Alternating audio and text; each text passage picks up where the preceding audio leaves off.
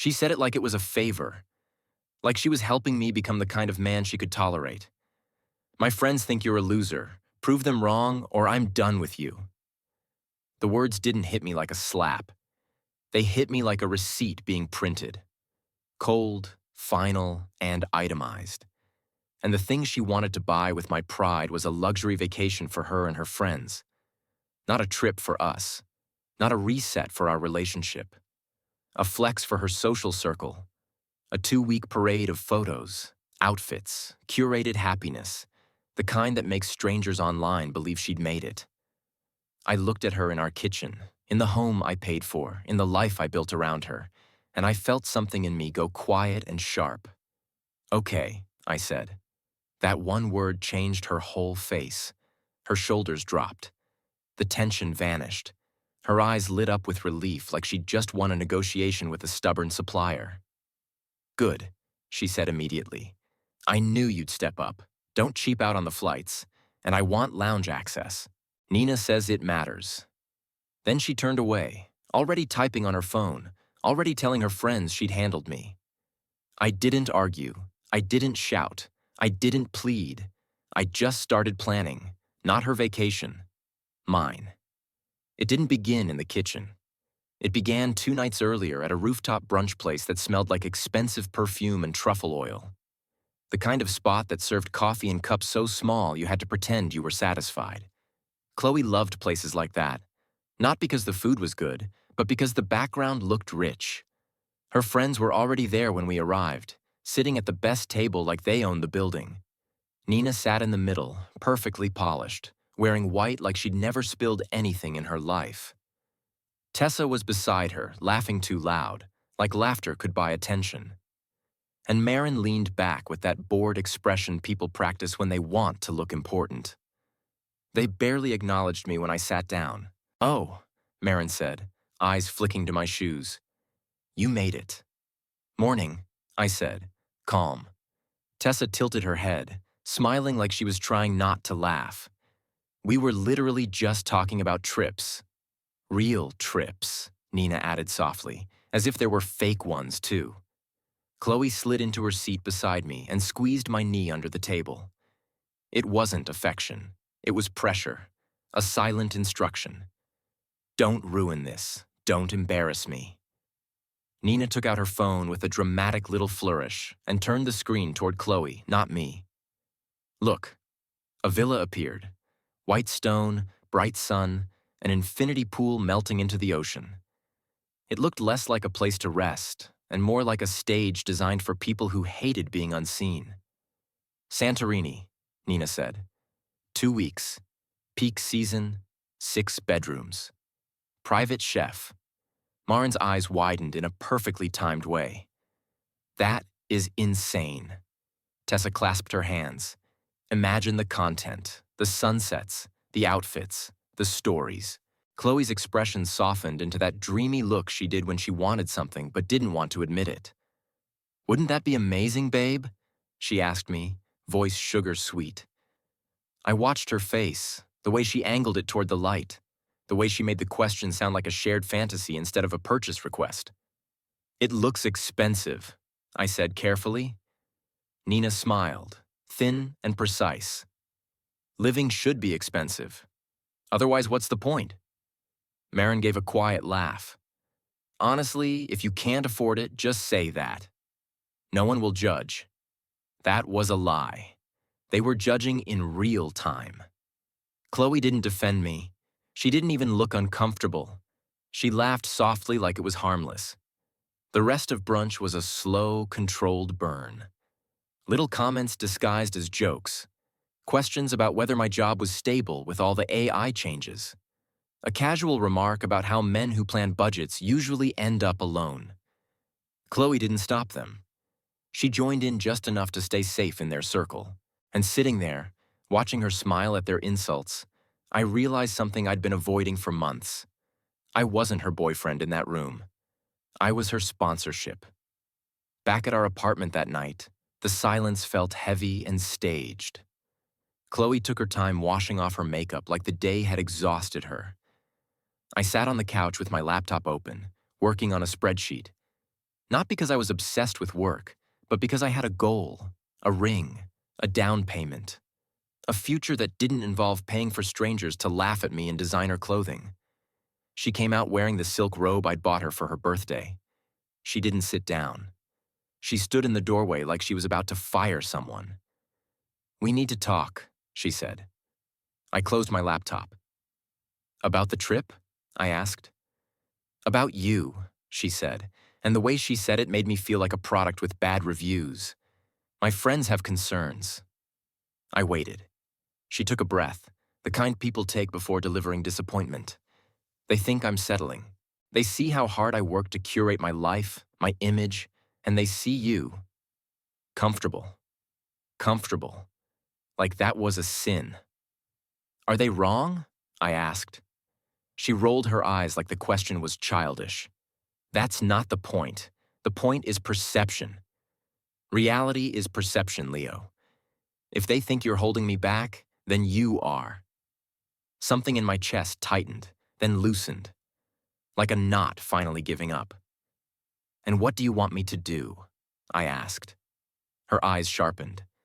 This was the part she'd rehearsed. You need to show them you can provide the kind of lifestyle they respect. The wow factor. You need to prove them wrong. I didn't say anything. She took my silence as weakness and stepped closer. "Bianca's boyfriend took them to Cabo last month. Nina's last guy flew her to Dubai for a weekend just because she hinted. That's the level. That's what men do when they care."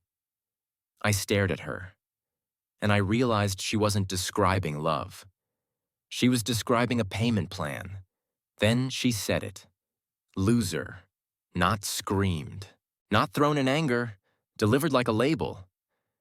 "You're fine, Leo," she continued. "But fine isn't exceptional. Fine is what you settle for when you're afraid to want more." She lifted her phone, already pulling up links. "Nina sent the villa. Flights too. Business class. We're doing it right. You're going to book it for all of us. 2 weeks. No cheap shortcuts." I felt the weight of it, not the money, the entitlement. The way she said you're going to like she was ordering food. "And if I don't?" I asked quietly. Her expression turned cold. "Then you prove them right. And I can't be with a man who makes me look small. So prove them wrong or I'm breaking up with you. It's that simple." That was the moment the relationship died, but she didn't notice. She was too busy waiting for me to beg. I looked at her. 3 years of memories, shared mornings, plans I made alone, all reduced to one ugly ultimatum.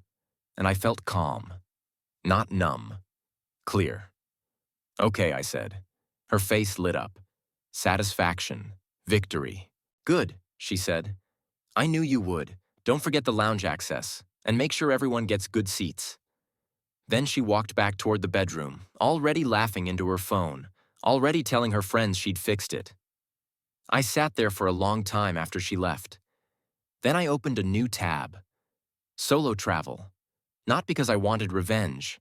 I just wanted air. I took the next day off work. I needed time where no one could interrupt my thoughts. Not with calls, not with demands, not with that constant low-level pressure of being someone else's solution. First, I handled money. Our joint account was for bills. I funded it. She treated it like an extra pocket. I transferred half of the current balance into a new private account. Not petty, not cruel, clean, fair, no argument possible. Everything else I saved was already mine. Ring money, house money, my future. I simply redirected it back to its rightful purpose. Then I booked the flight. Not Greece. Not an island her friends would recognize. I booked Iceland. One way, 10 days. A cabin outside Reykjavik with a hot spring and a view of nothing but silence. I upgraded to first class, not because I needed to impress anyone, because for once, I wanted to be kind to myself without needing permission. I packed lightly. 1 suitcase. Clothes I actually liked. Nothing for photos. Nothing to match someone else's aesthetic. I packed hiking boots. A thick sweater. My favorite book, worn soft from being opened and reopened when I needed comfort. The night before I left, Chloe was on the phone in the bedroom.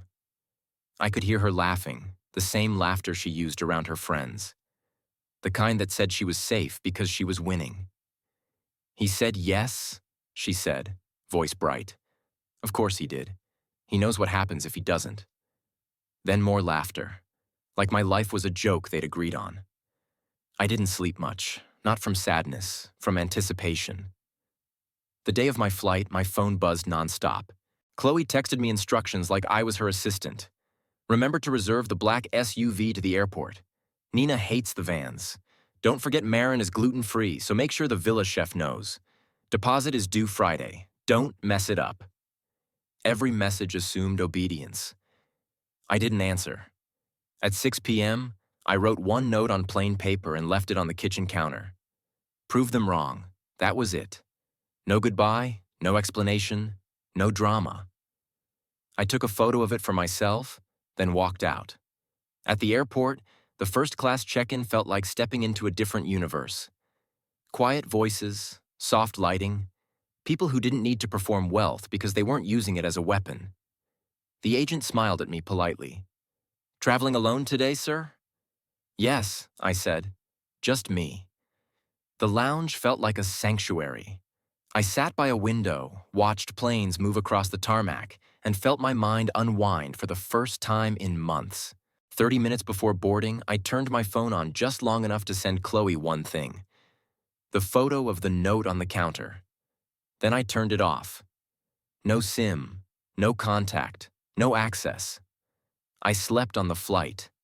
I ate food that tasted like effort. I woke up to a sky that looked clean. When I landed, the air in Iceland slapped me awake.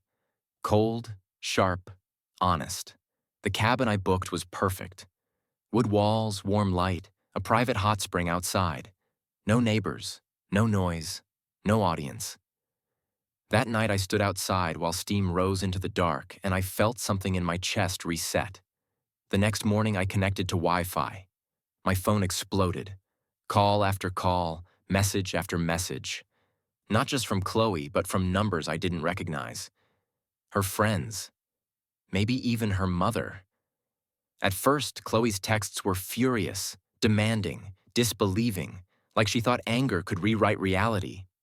"Where are you? What is this? Answer me now." Then the panic arrived. She said Nina was already there. Everyone was there. They were trying to finalize things, and she couldn't reach me. She begged me not to do this. She tried to soften her words, trying to paint the ultimatum as a misunderstanding. But she didn't misunderstand anything. She meant every word when she thought I'd obey. Her voicemails were worse. You could hear airport noise in the background. Rolling suitcases, loud announcements, the sharp echo of a crowded terminal. "Leo, please, pick up. The villa people are saying there's nothing in our name. We're standing here like idiots. Fix it. Please." She didn't sound heartbroken. She sounded exposed. By midday her time, the texts shifted again. "Nina's furious. Marin won't stop making comments. They're looking at me like I'm stupid. Please just call and handle it. Handle it." Like I still belonged to her as a tool. I stared at my phone, then set it down on the table. Outside, snow drifted lightly across black rock. The sky looked endless. Quiet. I went hiking instead. I walked along a coastline where the ocean slammed against stone like it was trying to break the earth open. I stood near a waterfall and let the cold mist hit my face until I felt awake. That evening, I ate soup alone at a small place that didn't have dress codes or influencer lighting. The server smiled because she wanted to, not because she was trained to sell me something. Later, back at the cabin, I checked my phone one more time. A new voicemail. This one was Chloe's voice, softer, controlled. The voice she used when she wanted forgiveness but didn't want to sound like she needed it. "Leo, I'm sorry. I was trying to impress them. I didn't mean it. I love you. It's always been you." It was a line she pulled out only when her world stopped applauding. I didn't respond. On my last night, the northern lights appeared like green fire across the sky. I stood outside for a long time, cold biting my cheeks, and I smiled without forcing it. I wasn't proving anything to Chloe. I was proving something to myself. When I got home, the apartment felt smaller, not because it changed, but because I finally saw it clearly. It wasn't a home. It was a stage she'd been using to feel impressive. Chloe wasn't there. Her makeup was gone from the counter. Her perfume smell was fading. My phone buzzed. A text from her. "I'm at Nina's. Call me when you're ready to apologize and fix this." I stared at the screen, then laughed. Not loud, just one dry breath of disbelief. She still thought the problem was money. She still thought I owed her repairs. I didn't call. I changed the locks. No dramatic confrontation. No screaming. Just a clean ending. A week later, I ran into her at a grocery store. She looked perfect, of course. Outfit curated. Hair done. Face composed like she was ready to be photographed at any moment. She spotted me by the coffee aisle, and her eyes sharpened. "Leo, Chloe," I said, calm. She stepped closer like she owned the space between us. "So you're really doing this?" "Doing what?" I asked. "Acting like you didn't destroy everything over one fight." "It wasn't a fight," I said. "It was an ultimatum." Her jaw tightened. "You embarrassed me. You made me look stupid in front of everyone." I met her eyes. "You did that the moment you called me a loser." Her face flickered. A quick flash of shock, like she forgot words had consequences. She lowered her voice. "Are you happy?" I looked at her. Really looked. The woman who needed an audience to feel alive. The woman who turned love into a test you had to pay for. "Yes," I said. The answer didn't wobble. "So that's it? 3 years and you just walk away?" I nodded. It turns out proving people wrong is easy when you stop caring what they think. She stared like she couldn't understand the sentence.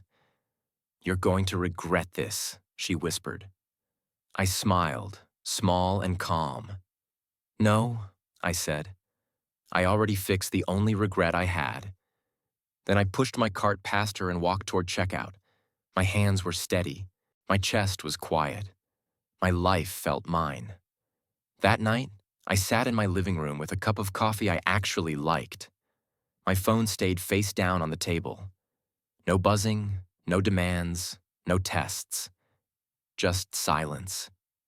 The kind of silence you only get when you finally stop funding someone else's disrespect. And I thought about her ultimatum one last time. Prove them wrong. I had. Just not the way she wanted. Thanks for listening. If this story resonated with you, like, subscribe and share what you would have done.